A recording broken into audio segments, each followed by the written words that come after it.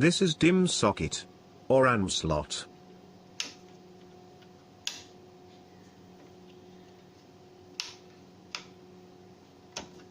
Open the lock. Verify the notch point of RAM and socket. Otherwise when press the RAM then it may be broken. Be careful.